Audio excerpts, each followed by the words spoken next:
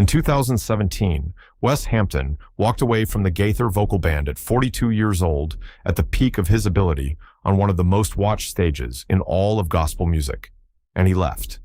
No scandal, no falling out, no public explanation beyond a few carefully chosen words about family. For 6 years, what actually drove that decision, and more specifically, what Bill Gaither said to him in private on the day he delivered the news, never came out in full. What Wes has since revealed about that conversation is the part of this story the gospel community needed to hear, and by the end of this video, you will understand why it took this long to surface. Stay with us, because what Wes shared about that final conversation and what it says about who Bill Gaither really is when no camera is running is the part of this story most people never heard. But before we get there, you need to understand who Wes Hampton is and what it meant for him to hold that seat in the first place. Wesley Hampton did not arrive at the Gaither Vocal Band through the usual doors of Southern gospel music. The convention circuit crowd didn't know his name coming in, and he hadn't grown up building a reputation the way artists like Guy Penrod or Michael English had before joining. What Wes brought instead was a background rooted in worship and ministry, and a tenor voice that, when Bill Gaither heard it for the first time, reportedly stopped the room. That story has traveled through gospel music circles for years because it rings true to anyone who has spent time with Wes Hampton's recordings. The voice carries something beyond technique. It carries surrender, and Bill Gaither, who has spent close to 6 decades building the Gaither Homecoming family of artists, understood that quality the moment he heard it. When Wes joined the Gaither Vocal Band in 2005, the group had already cycled through some of the most respected names in contemporary Christian and gospel music, Russ Taff, Michael English, and Guy Penrod among them. The weight of that legacy would have crushed a lesser talent, but Wes settled in as though he had always belonged there. His blend with David Phelps on high tenor harmonies became one of the defining sounds of the vocal band's middle era, and when he stepped to the front on songs like I've Just Seen Jesus at homecoming events in Charlotte, Alexandria, and the Kennedy Center, the difference between performing and ministering was visible on his face. Fans noticed it immediately and never stopped noticing it. For millions of people who came to those Gaither Homecoming videos at the end of long days, who played them in living rooms or softly in the background while cooking dinner, or in the room of an aging parent who needed something familiar and true, Wes Hampton was not simply a hired voice. He was a trusted presence, a face that showed up year after year and gave everything every time. That kind of bond between an artist and an audience builds slowly across consistent years of sincerity, and Wes had built it fully by the time 2017 arrived, which is why, when word spread that he was stepping away from the Gaither Vocal Band, but also the response from fans was something closer to grief than surprise. The announcement carried no drama with it publicly, no controversy, no visible conflict, nothing a person could point to as the cause. Wes said he was leaving to be home with his family, his wife Kelly, his children, and the words were simple and clear. But the gospel community, made up of people who care deeply and pay close attention, heard the simplicity and wondered what sat behind it. Had the road finally worn him down? Had something shifted in his relationship with the ministry? Was there more beneath the surface than what was being said out loud? The silence that followed the announcement deepened those questions rather than settling them. What fans did not fully grasp at the time, and what Wes has since described with a transparency that is genuinely rare in Christian music, is how costly that decision felt from the inside. This was not a man leaving something he had outgrown. He was tearing himself away from something he loved deeply because something else, his family, needed him in a way the road could not accommodate. Kelly and the children had built their lives around a schedule that revolved around tour dates, homecoming tapings, and recording sessions, and Wes had reached the point where he could look at that picture honestly and name what it was taking from all of them. Not because the ministry wasn't real, because his family was equally real, and equally deserving of his full presence. That willingness to name the actual cost, without dressing it up or softening it into something more comfortable, is a large part of why Wes Hampton holds the trust he holds among the people who follow his work. But here is what matters most before we arrive at what he revealed about his final conversation with Bill Gaither. The decision did not come fast. Wes sat with it through long seasons of prayer. And he and Kelly worked through it in conversations that left him exhausted in the way that only the most honest conversations do. Leaving a position alongside Bill Gaither, leaving the Gaither Vocal Band, that platform, that family, was not a small thing, and Wes carried the full weight of it. One detail gets consistently lost in the retelling of this story, and it changes the shape of everything. When Wes finally sat down with Bill and told him the truth, that he needed to go home, the setting was private. No tour date, no taping, no audience of any kind. Just two men in a room, and Wes telling someone he deeply respected that he was walking away. What happened next is what Wes has since opened up about in ways that have moved people to tears, and this is where the story takes a turn that nobody in his circle expected. What Wes described about that room is nothing like what fans imagined. Most people assumed there had been at least some awkwardness, maybe a long professional silence, maybe a careful exchange between two men trying to manage a difficult situation gracefully. What Wes has actually shared sounds nothing like that. Bill Gaither, in that private moment, looked at him with what Wes described as complete understanding and told him, in words that have stayed with Wes since, that family comes first. Always.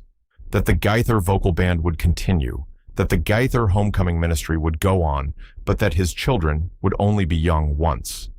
And Bill released him from every obligation, not with the strained professionalism of someone managing a personnel situation, but with what Wes called genuine fatherly warmth. That description of Bill Gaither, the private version, the one with no camera running, is something Wes has reflected on at length since leaving. The man who built a ministry around the idea that the family of God is the most real family has apparently lived that value in the moments that never make it onto a homecoming recording. The way Bill released Wes was one of those moments, and Wes has been clear that it was not performative generosity. It was the real thing. For Wes, that conversation carried weight that extended well beyond permission to leave. Only Bill's words functioned as confirmation, as a voice from someone he respected, telling him that the choice he was making was the right one. Coming from Bill Gaither, who has poured decades into Southern gospel and contemporary Christian music, and built something that will outlast the careers of everyone involved, the affirmation that family comes first settled something in Wes that had needed settling for a long time. Since leaving the vocal band, Wes has remained connected to the Gaither Homecoming world in ways that reflect the health of what he and Bill preserved that day. Guest appearances at homecoming events have continued, friendships with fellow artists have held, and David Phelps, who shared that stage with Wes through years of the group's most beloved recordings, has spoken of him with genuine warmth. The relationship between Wes Hampton and the Gaither family did not end when he walked off that stage. It changed form. And the fact that it changed form rather than breaking apart is itself the testimony of how two people handled a hard moment with integrity. Wes has talked openly about what coming home gave back to him: mornings with his children, seasons of their growing up that he had been missing, and the experience of being a husband in a full and present way, rather than a man perpetually in transit. None of that gets framed by Wes as compensation for a loss. He frames it as a calling, different from the one that put him on the homecoming stage, but a calling just the same. For a man whose faith operates at the depth Wes Hampton's does, that framing holds together completely. The God of Southern gospel music, who called him to sing before thousands, is the same God who called him home to Kelly and the kids. Both of those calls were real. Both of them mattered. For those of us who have followed Wes through the years, who watched him arrive on that homecoming stage as a young man with something to prove, and watched him grow into an artist of steady, deep authority, the shape of this story is not ultimately one of loss. A sadness comes with it, yes, but it resolves into something better than comfort. What Wes Hampton did in 2017 required real courage, not the kind that involves confrontation or controversy, but the harder kind that involves honesty, looking at your own life clearly and deciding to correct what is out of balance, regardless of what that correction costs publicly. That kind of reckoning does not happen in a single moment. It builds in the quiet spaces, in early mornings before the family stirs, in the back seat of a vehicle somewhere between cities, in the kind of prayer that is less about asking and more about listening for the answer you already sense and are afraid to trust. Wes stayed in those spaces long enough to hear clearly, and then he did the harder thing, which was acting on what he heard. People who have been walking with God long enough to know what real surrender costs will recognize that description immediately. Most of us have faced a version of it, a moment when what God seemed to be asking did not align with what everyone around us expected, when the obedient choice and the easy choice were different choices entirely. When doing what was right meant accepting that some of the people who cared about you would not fully understand. Wes Hampton lived that privately held struggle in a very public setting, and he came through it without making anyone around him a villain, without airing grievance, without the kind of noise that damages everything it touches. That absence of damage matters more than it might seem. Public departures from Christian music ministries, from gospel groups, from platforms with large audiences do not always go the way this one went. Some of those exits have left lasting wounds in the community, artists and institutions both walking away worse than they arrived. What Wes and Bill modeled was the alternative, and the fact that Wes has been willing to speak about it since, not to relitigate it but to tell a story about grace freely given, turns the whole episode into something that functions as ministry in its own right. He is showing the gospel community how these things can go when two people choose to act like what they sing about is actually true. Gospel music and contemporary Christian music have sometimes struggled with the gap between the values on stage and the values in the room when the stage is dark. What this story gives fans who have followed the Gaither Homecoming world for years is evidence that the gap, at least in this case, was not very wide. The Bill Gaither who stands before thousands and sings about the grace of God is apparently quite close to the Bill Gaither who sits across from a man he loves and tells him to go home to his family. For people who have staked a great deal of emotional investment in this ministry over the decades, that consistency is not a small thing to learn. There is one more part of this story that most people have not fully connected yet, and it reframes the whole picture in a way worth sitting with. Bill Gaither has guided more beloved artists through difficult exits than perhaps anyone else in the history of gospel music. Michael English's departure in the early 90s landed as one of the most painful chapters the Gaither ministry ever had to absorb. Guy Penrod walking away in 2008 unsettled a full generation of Homecoming fans who had built their understanding of the Gaither Vocal Band largely around his presence. Each of those moments forced Bill to answer in some form. Was the question of what the ministry was actually built for? Was it built for the singers, for the audience, for the institution's continuation? Or was it built, as Bill has stated in interviews across many decades of Southern gospel music history, for the glory of God, which by definition means no single voice, however beloved, is the point of the whole thing? What makes the way Bill handled Wes Hampton's departure worth studying, and what Wes's own account confirms directly, is that Bill had arrived at an answer to that question that was not theological in the abstract sense. It was pastoral in the most practical sense. When a man he had invested in and cared for came to him and said he needed to go home, Bill Gaither did not reach for the language of obligation or organizational stewardship. He reached for the language of a father releasing a son. And in doing that, he modeled something the gospel community could stand to internalize, that the most powerful thing a leader sometimes does is let go of someone they value, let go with genuine love, and trust that God will handle what comes next. Wes Hampton, at 47, is a different man from the one who first stepped onto that homecoming stage at 32, and the difference reads as growth rather than wear. The voice has stayed. Anyone who has heard him in recent years knows the instrument has not diminished, and the depth that has gathered around it over the years since leaving the Gaither Vocal Band gives it a quality that was not there before. What remains unresolved, and what the gospel community will be watching, is the question of what Wes Hampton does next. Because voices like his, and stories like his, rarely stay contained to a single chapter. Whatever comes next for Wes and Kelly and their family, the people who have followed this journey through 2 decades of Gaither Homecoming recordings and live events already know one thing. His story is not finished. And if the way this chapter was handled is any guide, whatever comes next will carry the same quality of grace that has marked the whole of it. If this story stayed with you, the next video will as well. We have been going deep on the untold side of Guy Penrod's departure from the Gaither Vocal Band.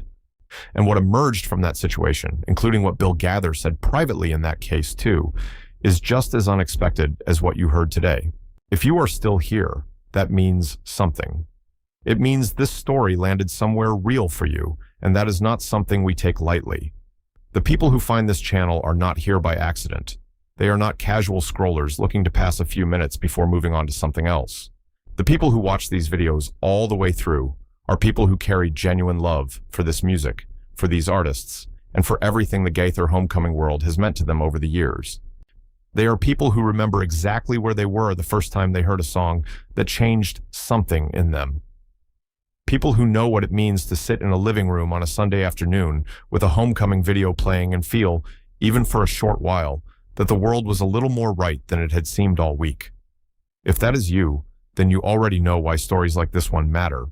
What Wes Hampton's story gives us is not just a behind-the-scenes look at a man who stepped away from a famous stage. It gives us a picture of faith that actually works in the hard moments. Not faith as a performance, not faith as a public statement, but faith as the quiet anchor that holds when someone is trying to make an honest decision about his life and his family and the cost of doing things right. That is the kind of story this channel exists to tell. Because the artists who built Southern gospel and homecoming music into what it became were not just talented singers. They were people who carried real beliefs into real circumstances and came out with something worth passing on. Stories like that deserve to be found. And the truth is, on a platform like YouTube, a story only reaches the people it is meant to reach when those people take one small action that makes it possible. So here is the ask, and it is a simple one. If this video gave you something, if it moved you, if it reminded you of why you fell in love with this music in the first place, if it made you think about someone you love or a moment in your own life when faith cost you something real, then take 10 seconds right now and hit the subscribe button below this video. That one action tells YouTube that this kind of content is worth sharing, and it is the single most direct way you can make sure stories like Wes Hampton's keep getting told to the people who need to hear them. Subscribing is free. It costs nothing except a moment of your time, but what it does for a channel like this one is significant, because YouTube's system is built around signals, and every subscription is a signal that says this content belongs in front of people who love gospel music, who care about these artists, and who want more than surface-level coverage of the things that matter to them. When you subscribe, you are not just bookmarking a channel for yourself. You are quietly casting a vote that says this kind of storytelling deserves a wider audience. And once you have subscribed, do one more thing. Ring the notification bell sitting right next to that subscribe button and set it to all notifications. Here is why that matters more than it might seem. This channel does not publish on a rigid schedule the way some channels do, because the stories we cover require real time to research and get right. When a new video goes up, you will not always see it in your feed right away unless you have those notifications turned on. YouTube shows new videos to subscribers first, and it shows them soonest to the subscribers who have their bells set to all. That notification is your direct line to the next story the moment it is ready. The gospel community deserves a place where these artists are covered with the same depth and care that fans have always given them. Not clickbait, not tabloid framing, not the kind of content that treats a man's faith journey like a scandal to be exposed. This channel is built on the belief that the stories inside homecoming music, the real ones, the ones that happened off stage and behind closed doors and in private conversations between people who trusted each other, are worth telling carefully with the dignity these artists have earned. Subscribing and turning on that bell is how you make sure you are there when the next one comes out. Now, before you go, there is one more thing. There is another video waiting for you on this channel right now, and it is the kind of story that will stay with you the way this one did. The connection to what you just heard runs deeper than you might expect, and the details that came out in the research are the kind of details that change how you understand an era of gospel music that most fans thought they already knew well. It is queued up and ready, and the best thing you can do right now, before the moment passes, before something else pulls your attention away, is let it play. You did not stumble onto this video. You were drawn to it because something in you responds to stories about faith that hold up under pressure, about artists who lived what they sang, and about the kind of grace between people that does not need an audience to be real. That is what this channel is built around.